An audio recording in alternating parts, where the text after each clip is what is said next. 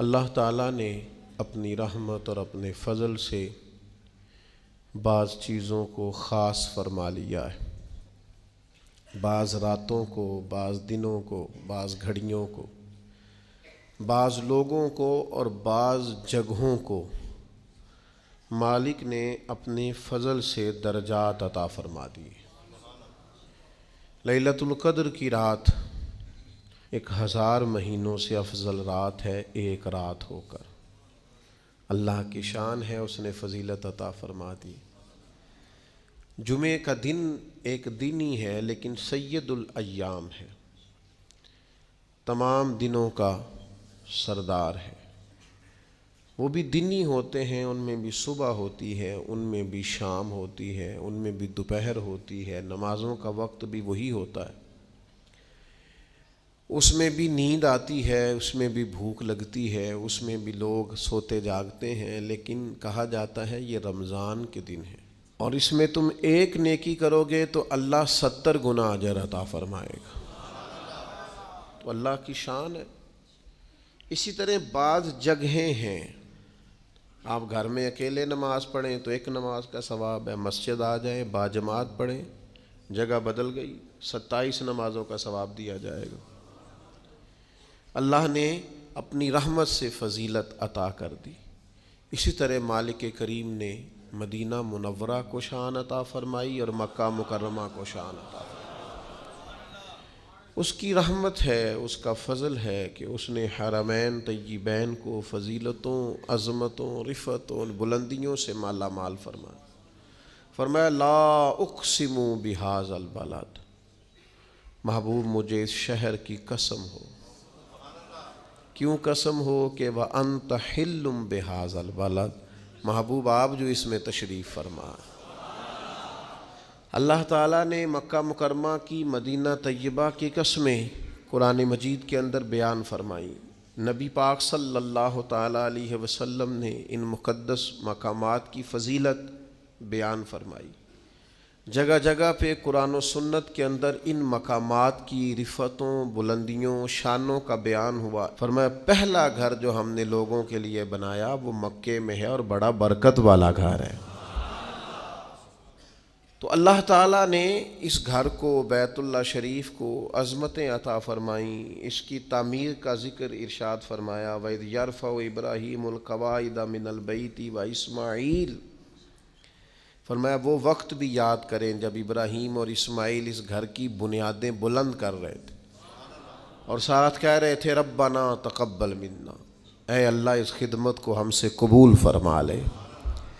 اللہ تبارک و تعالیٰ نے مقامات مقدسہ کی فضیلت کو بیان کیا۔ نبی پاک علیہ السلام نے اس کی عظمت کا بیان فرمایا۔ حضور نے فرمایا جو شخص بیت المقدس میں نماز پڑھے، ایک نماز نہیں 25,000 نمازوں کا ثواب دیا جائے گا، اور جو مسجد نبوی میں نماز پڑھے ایک نماز پر 50,000 نمازوں کا ثواب پائے، اور جو حرم مکہ میں نماز پڑھے ایک نماز پر 1,00,000 کا ثواب اللہ عطا فرمائے۔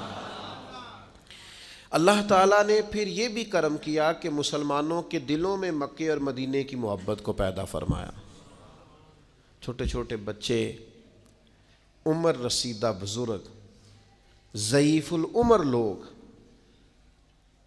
اللہ کے فضل اور اس کی توفیق سے بیمار بھی، کمزور بھی، ان کے دل کھنچے چلے جاتے ہیں بیت اللہ شریف کی طرف۔ ان کی روحانی طلب ہر وقت اس بات کا تقاضا کرتی ہے کہ وہاں کی حاضری نصیب ہو جائے۔ میں دوستوں سے یہ کہہ رہا تھا، ایک صاحب تھے وہ امریکہ سے 14 گھنٹے 14.5 گھنٹے کی فلائٹ کے ساتھ امریکہ سے مکہ مکرمہ اور مدینہ طیبہ آئے حاضری کے لیے۔ 80 سال سے زیادہ عمر تھی، بڑھاپا تھا، پاکستانی تھے، پنجابی تھے، احرام باندھنے کا سٹائل ٹھیک نہیں تھا۔ تو مجھے ایک صاحب نے کہا کہ انہوں نے مسئلہ دسو تہاڈا عمرہ نہیں ہویا۔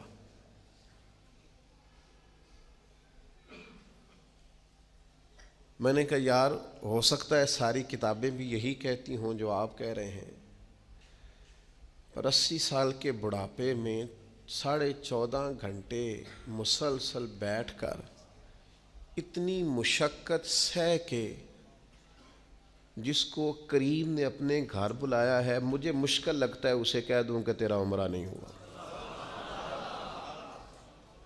میرے لیے ذرا مشکل ہے یہ مسئلہ بتانا۔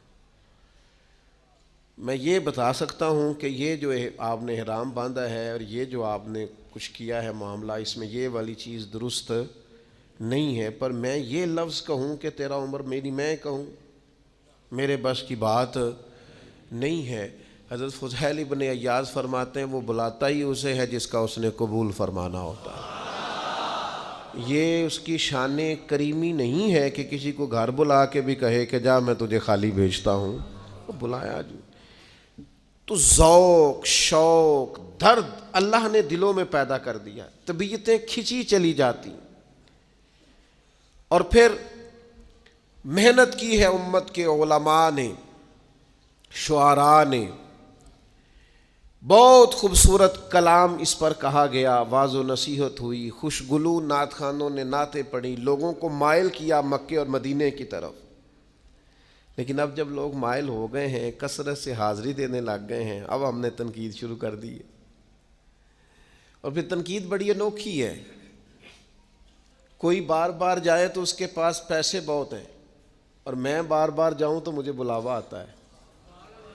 کیا خوبصورت تقسیم ہے بھائی، کیا انوکھا فلسفہ ہے، اور کس طرح ہم نے کسی کے لیے رائے اور اپنے لیے عنوان اور بنا لیا ہے، یعنی کوئی بار بار جائے تو دیکھو جی پیسے جو ہوئے۔ تو یاد رکھنا، امیراں دی گل نہ فقیراں دی گل ہے، مدینے چ جانا نصیباں دی گل ہے۔ ہاں، کئی دولتاں والے رہ جاندے تے مسکین نظارے کردے نے۔ تو یہ فلسفہ بھی ہمارا درست نہیں ہے کہ ہم تنقید کرنے بیٹھ جائیں۔ بڑی محنت کی علماء نے، فضائل بیان کیے، خطباء نے، واعظین نے، نعت خوانوں نے، شعراء نے توجہ کرائی۔ اب لوگوں کے دل مائل ہو گئے، اب ایک بہت بڑی تعداد حرمین کی حاضری دینے لگی ہے، آپ نے اتنی محنت کر کے مائل کیا ہے، اب لوگ جانے لگے ہیں تو ان پر تنقید نہ کریں، بلکہ ان کی تربیت کریں۔ جانے سے پہلے انہیں سمجھائیں، مسائل بتائیں، تربیت دیں۔ جو کرنے کا کام تھا وہ ہم نہیں کر پا رہے ہیں، اور جو ہمیں نہیں کرنا چاہیے تھا وہ ہم کر رہے ہیں۔ آپ تربیت دیں، آپ لوگوں کو سمجھائیں، لوگوں کو مسائل سے آگاہ کریں، ان کو ٹریننگ دے کر بھیجیں۔ کوشش کریں کہ لوگ صحیح مسائل سیکھ کر صحیح انداز میں حرمین جائیں۔ حج اور عمرہ وہ شرعی اصولوں اور ضابطوں اور قاعدے کے مطابق کر کے، لیکن تنقید نہ کریں، اور اگر کہیں تنقید کریں بھی تو وہ تنقید برائے تنقید نہ کریں۔ میں پہلے بھی کہہ چکا ہوں، آج پھر بات دہراتا ہوں کہ اللہ کے گھر میں جا کے اور بیت اللہ کے سامنے بیٹھ کے اور مدینہ منورہ میں جا کے اور حضور کے روضے پر بیٹھ کر بھی اگر لوگوں کے عیب ہی نظر آنے ہیں کہ فلانا کیا کر رہا ہے اور فلاں غلط کر رہا ہے اور فلاں دیکھو کدھر جا رہا ہے اور یہ دیکھو لوگوں کو کیا ہو گیا ہے اور یہ دیکھو جناب کیا معاملات ہیں، تو ہر چیز تقریروں کا عنوان نہیں ہوتی، ہر چیز گفتگو کا عنوان نہیں ہوتی۔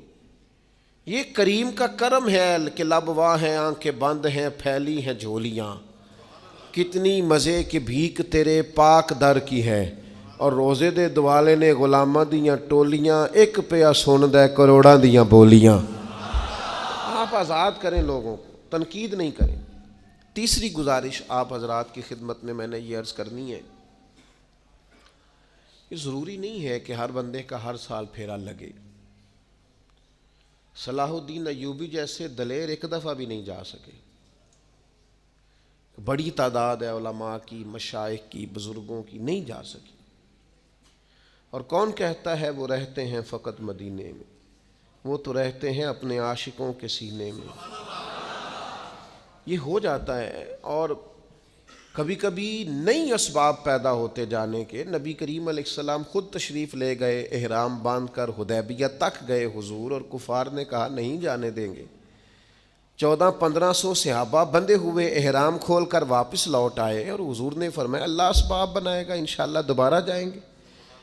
کچھ ضروری نہیں ہوتا کہ ہر دفعہ ہی پھیرا لگے اور ہر دفعہ ہی چکر بنے، وہاں حاضری ہو نہ ہو، ہمارا دل تو ہر وقت مکے مدینے کے ساتھ جڑا رہنا چاہیے۔ ہماری خواہش تو ہر وقت ہونی چاہیے، ہماری طلب تو ہر وقت ہونی چاہیے، ہمارے اندر تڑپ تو ہونی چاہیے۔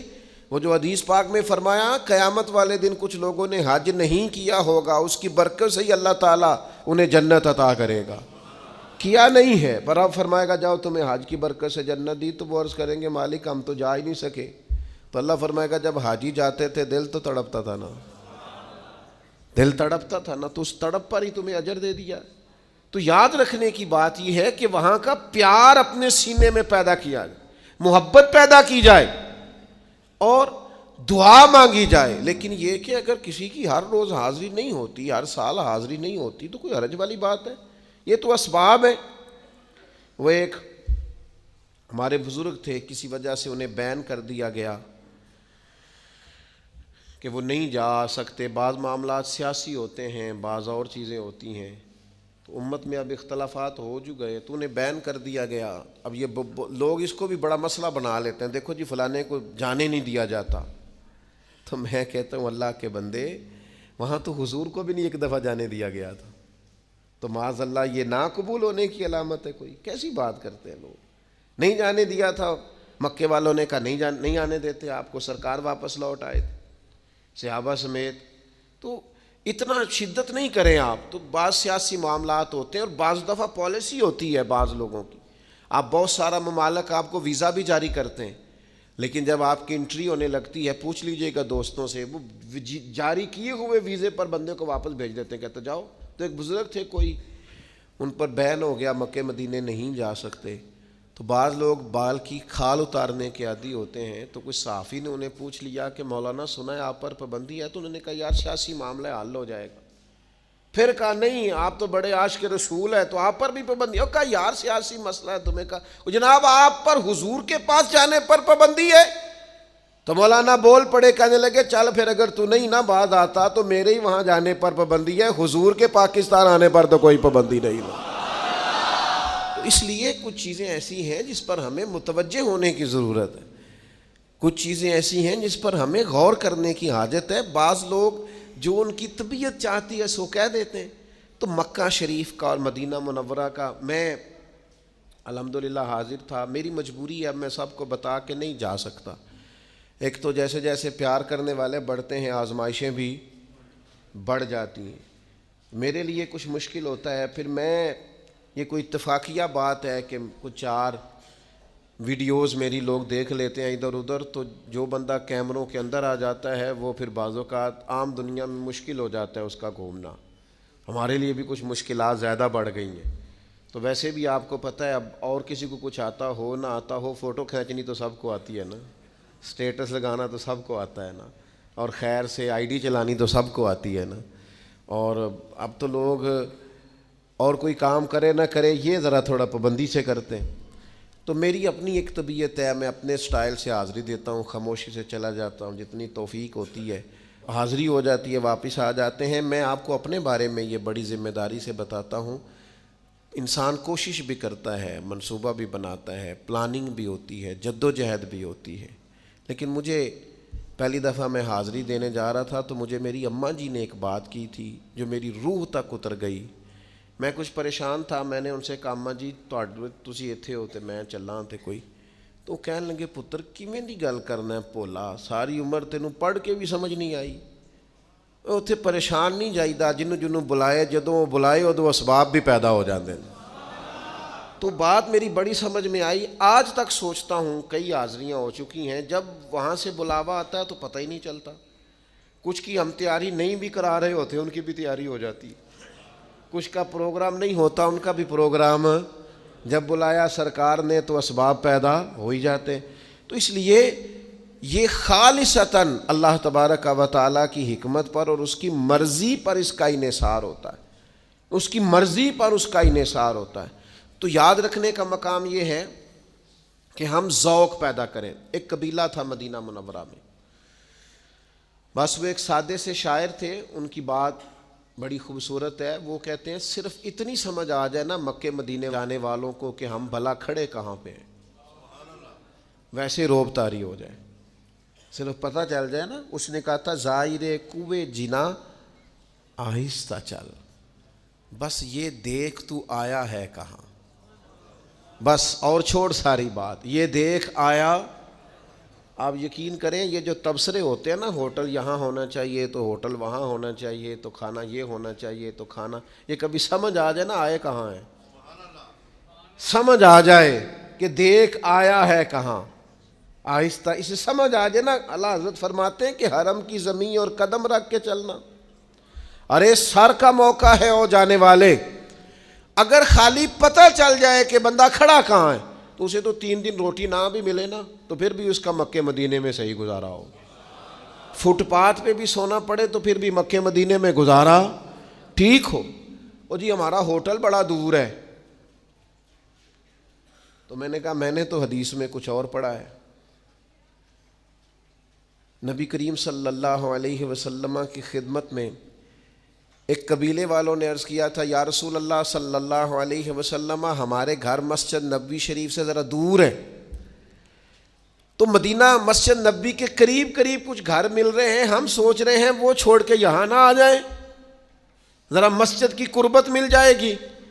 تو حضور نے کیا فرمایا، کریم فرمانے لگے وہیں رکے رہو، جتنے قدم تم چل کے آؤ گے اتنا ہی اللہ زیادہ اجر عطا فرمائے گا۔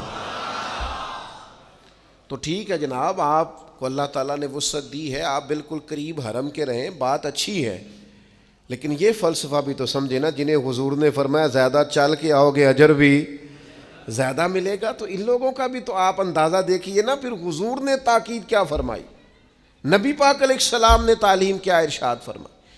تو اپنے دل کے اندر اس جگہ کی تعظیم کو قائم رکھنا، توقیر کو قائم رکھنا، آداب کو قائم رکھنا۔ ہمارے ہاں یہ ادب احترام یہ بھی ہم نے صرف شاعروں کو دے دیا ہے یا واعظین کو دے دیا ہے، خطباء کو دے دیا، کہتے ہیں یہ ایک مخصوص گروہ ہے، شاید یہ کچھ شعر و شاعری کا مسئلہ ہے۔ ادب یاد رکھنا، ادب تعظیم توقیر یہ شعر و شاعری کا فن و ادب کا مسئلہ نہیں، یہ دین کا اساسی مسئلہ ہے، یعنی بنیادی مسئلہ ہے یہ دین کا۔ ہمیشہ چھوٹا بڑے کے ادب بتاتا ہے، استاد ہیں یار خیال کر، والد صاحب میں چھوٹے بتا رہے ہوتے ہیں بڑوں کے، لیکن کائنات میں دربار رسالت ایک ایسا دربار ہے کہ رب اکبر ہو کے اپنے نبی کے ادب بتاتا ہے۔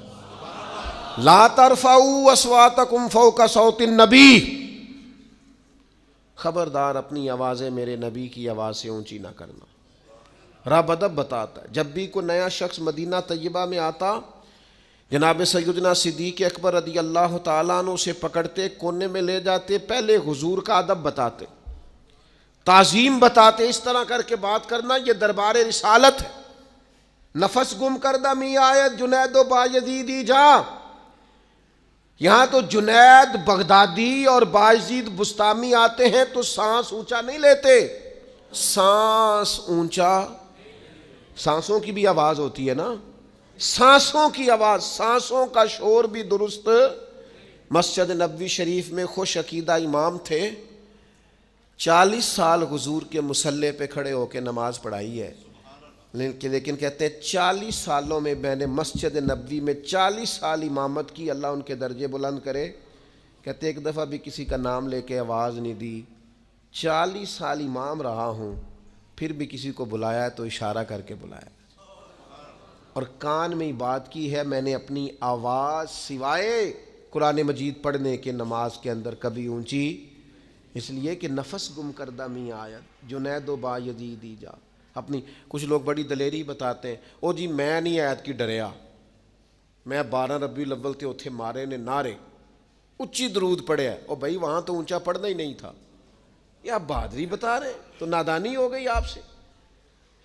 وہاں تو آپ بہت خوبصورت لہجے کے ساتھ بڑی ٹھہرے ہوئے انداز میں، حضرت جابر ابن عبداللہ حضور کے روضے پہ کھڑے ہوتے تو صرف آنسو بہاتے تھے، سلام کہتے اور آنسو بہاتے، یہ خراج پیش کر تو حضور کی بارگاہ، تو نبی کریم کے حضور یہ والی نظر پیش کر، یہ انداز اختیار کرنا، اور پھر 2 بندوں کو کیمرے دے کے کھڑے کرنا اور ان سے کہنا کہ میں آؤں تو تم ذرا نا ویوز صحیح لینا۔ چلیں ہمیں بھی 4 لوگ جانتے ہی ہوں گے، چلو ہمارے ساتھ جو جاتے ہوں گے ان کے پاس بھی کوئی مہنگا موبائل ہوگا ہی، کوئی ان کو بھی کوئی طریقہ آتا ہی ہوگا کہ یہ آ رہے ہوں تو کیسے کر کے ویڈیو بنانی ہے، کچھ سلیقے آتے ہی ہوں گے، لیکن ہم سمجھتے ہیں کہ 70,000 فرشتے جو حضور کی بارگاہ میں آئے ہیں وہ جو ویڈیو بنا رہے ہیں وہ زیادہ بہتر نہیں ہے؟ وہ جو عند اللہ جا کے پیش کریں گے وہ زیادہ معقول نہیں ہے؟ اور ایک طرف آپ نے اچھا ویڈیو کے اوپر ٹائٹل لگایا ہوا ہے ایک ادنا غلام کی آقا کی بارگاہ میں حاضری، تو جو ادنا غلام ہوتے ہیں وہ پھر اس طرح کے کام نہیں کرتے، وہ تو چھپے ہوئے ہوتے ہیں۔ حضور کی بارگاہ سے سوال کیا کہ یا رسول اللہ صلی اللہ علیہ وسلم، ہمارا مدینے میں کاروبار نہیں چلتا، کسی اور ملک چلے جائیں؟ حضور نے فرمایا ٹھیک ہے چلے جاؤ۔ 2-3 دن کے بعد میرے نبی پاک نے پوچھا بندے چلے گئے؟ عرض کی حضور چلے گئے۔ فرمایا المدینۃ خیر لہم لو کانوا یعلمون، فرمایا ان کے لیے مدینہ ہی ٹھیک تھا اگر سمجھ جاتے تو۔ ہن تسی سمجھے ہو، حضور چلے جائیں، فرمایا ٹھیک ہے، نہ جاتے تو پھر ٹھیک تھا، چلے جائیں۔ حضور اندر میں پیروں نے پوچھ کے آیا، اجازت لے کے آیا، انہوں نے آکھیا جا، اور میں نے کہا یہ حدیث پڑھ۔ حکم اور ہوتا ہے، مرضی اور ہوتی ہے۔ کچھ لوگ سینے کا راز جاننے لگ جاتے ہیں، سینے کا راز، وہ حکم نہیں پوچھتے، ان کو رضا کا پتہ ہوتا ہے، رضا کا۔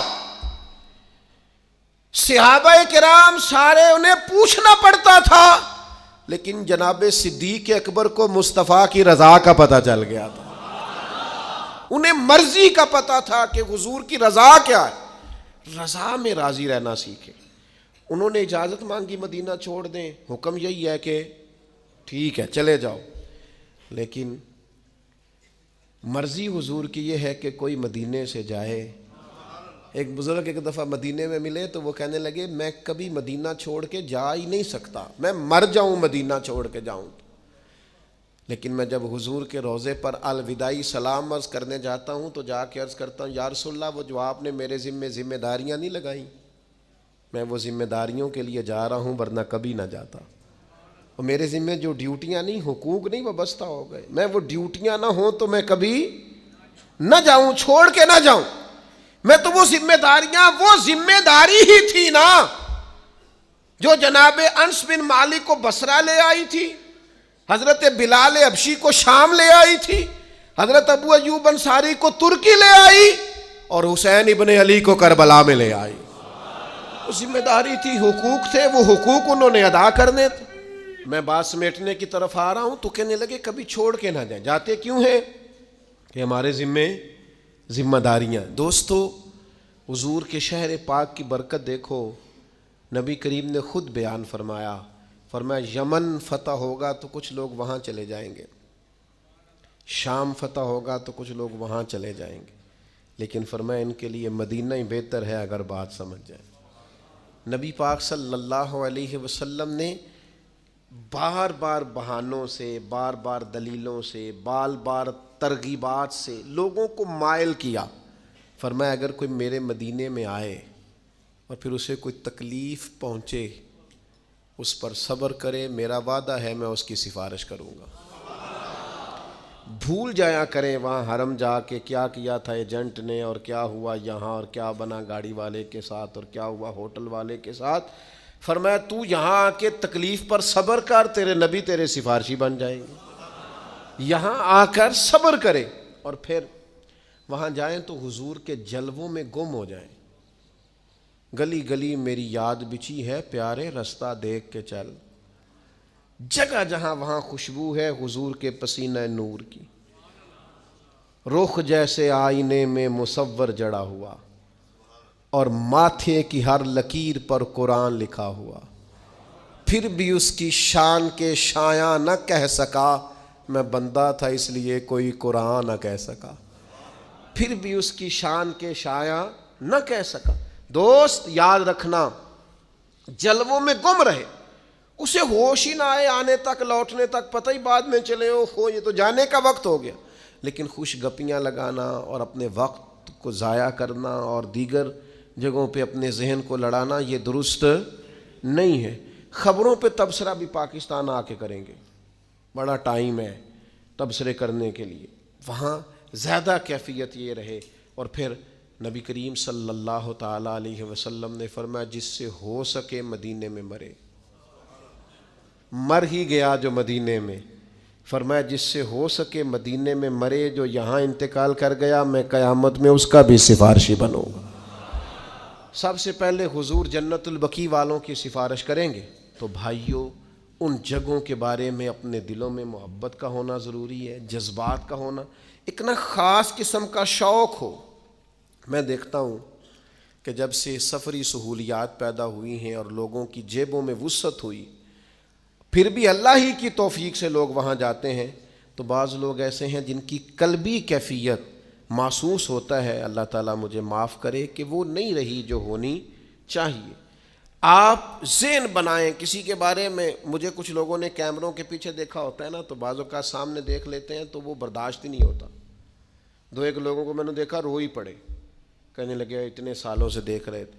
ایک خاص کسی کے بارے میں ذہن بنا ہوا ہوتا ہے نا، یہ بہت بڑا آدمی ہے، وہ اچانک سامنے آ گیا ہے، تو یہ صرف ایک مثال ہے سمجھانے کے لیے، بلا مثال و بلا تشبیہ بہت اونچا ذہن ہو بیت اللہ کے لیے، بہت اونچا ذہن ہو حضور کے روضے کے لیے۔ امام بہقی روایت لائے ہیں، سیدہ عائشہ صدیقہ فرماتی ہیں خاتون آئی تھی حضور کے روضے پر، اور اس نے مجھے کہا اگر آپ دروازہ کھول دیں تو میں زیارت کر لوں۔ تو میں نے دروازہ کھولا، حضور کی قبر کو دیکھ کے وہ اتنا روئی کہ اس کی روح ہی پرواز کر گئی، کلیجہ پھٹ گیا، گنجائش نہیں رہی، سانسوں کی لڑی ٹوٹ گئی، روب اتنا طاری ہوا حضور کے مزار کو دیکھ کر کے جان ہی نکل گئی۔ تو بھائی یہ کب ہوتا ہے؟ جب آپ کا ذوق شوق پورے عروج پہ ہو۔ وہ کسی نے کہا تھا کہ اقبال حضور کے روضے پہ نہیں گئے، اگر چلے جاتے تو پھٹ جاتا کلیجہ، لوٹ کے واپس نہ آتے۔ کچھ جاتے ہیں ملا جامی جیسے لوگ کہ جو کہتے ہیں وہاں تک ہی جانا ہے، پھر ہو سکتا ہے واپس نہ آ سکیں، چونکہ قلبی واردات وہاں تک پہنچی ہوتی ہے، کیفیت بڑی انفرادی ہو جاتی ہے، تو وہ خاص شوق ذوق میں وہاں جو مستقل لوگ رہتے ہیں، اللہ کا کرم ہے تو مکے میں مدینے میں عرب شریف میں لوگ رہتے ہیں، ان پر اللہ کا کرم ہے۔ لیکن میں نے ہلکی سی، یہ مجھے کہنا نہیں چاہیے چونکہ وہ بڑے کرم والے لوگ ہیں، میں نے ہلکی سی ایک چیز فیل کی ہے، ان میں وہ طلب نہیں باقی رہتی۔ وہ کہتے ہیں مجھے اتنے سال ہو گئے ہیں جی، میں نے گنا ہی نہیں کبھی میری کتنی حاضری ہیں۔ ایسے نہ کر یار، یہاں جو بھی آتا ہے اس کے فضل سے ہی آتا ہے، تیرا انداز یہ ٹھیک نہیں ہے، تیرے شوق میں جو کمی ہے وہ کمی درست نہیں ہے، تو تازہ دم رہ، جتنی دفعہ جا یہ سمجھ میں پہلی دفعہ ہی آیا ہوں، اور جب لوٹ کے واپس آ سمجھ میری آخری حاضری تھی، پتہ نہیں موقع ملے کہ نہ ملے۔ اس کیفیت کے ساتھ وہاں کی حاضریاں دی جائیں۔ میں نے بڑے بڑے علماء دیکھے، مشائخ دیکھے، سادات دیکھے، بہت اللہ نے جن کو نوازا ہے ہندوستان کے، پاکستان کے۔ اس سال ایک بنگلہ دیش کے بڑے عالم کو میں نے دیکھا، قرآن مجید کا انہوں نے انگریزی میں ترجمہ کیا ہوا ہے، قابل آدمی ہے، لیکن بالکل سادے سے انداز میں، اکیلے اور بالکل تنے تنہا، اور اپنے گلے کے اندر وہ حضور شیخ الاسلام خواجہ قمر الدین سیالوی رحمۃ اللہ علیہ جب جاتے تھے نا، تو اپنے گلے کے اندر خود کپڑا ڈال کے نا تو پکڑا ہوتا تھا انہوں نے دونوں سائیڈوں سے، تو کہتے تھے حضور چاہیے تو یہ تھا کہ کوئی اس مجرم کو پکڑ کے لاتا، لیکن یہ مجرم خود ہی ہاتھ کڑی لگا کے حاضر ہو گیا، مہربانی کریں اس کے گناہ معاف کریں، اس سے درگزر کریں۔ تو یوں کر کے وہ بزرگ بھی میں نے دیکھا رومال کو زور سے پکڑے حضور کی بارگاہ میں جا رہے۔ لوگ جو بڑے ہیں وہ بہرحال بڑے ہیں، اپنے آپ کو سمیٹ لیتے ہیں حضور کی بارگاہ میں جانے کے لیے۔ اللہ کے حضور دعا گو ہوں، اللہ تعالی ہم سب کو بار بار اور با ادب حاضری نصیب کرے۔